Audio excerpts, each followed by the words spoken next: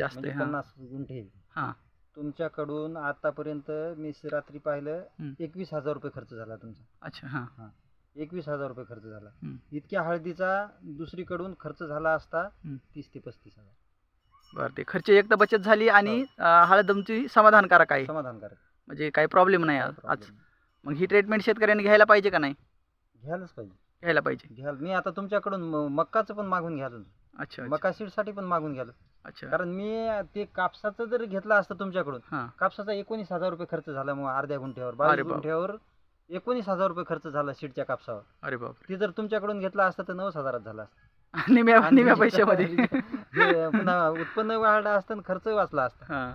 मग इथं तेच आहे ना, उत्पादन जर समजा एखाद्या शेतकऱ्याला मिळालं बी, तर त्याचा खर्च किती आहे हे तुम्ही अगोदर त्याच्याकडून गणित काढून घ्या. म्हणजे तुम्हाला समजेल की मग ते शेतकरी फायद्यात आहे का तोट्यात आहे. कारण उत्पादन जरी मिळालं तर खर्च जर वाढला तर काहीच उपयोग नाही. त्याच्या हाताला काय लागलं?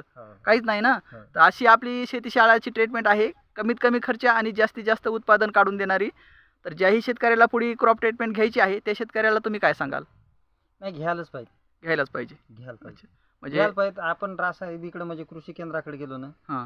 खर्च जास्त. ज्या औषधावर त्याला जास्त मार्जिन आहे का ते 100% चांगलं आहे म्हणतात. हां. मग Original तुम्हाला औषध रिझल्ट आपल्या- येऊ का नाही येऊ? रिझल्टशी काही घेणं देणं नाही. शेतकऱ्यांच्या रिझल्टशी काही देणं काही घेणं नाही घेणं त्यांना. देणं नाही. अच्छा. ठीक आहे शेतकरी मित्रांनो, पहा काय आहे काय नाही.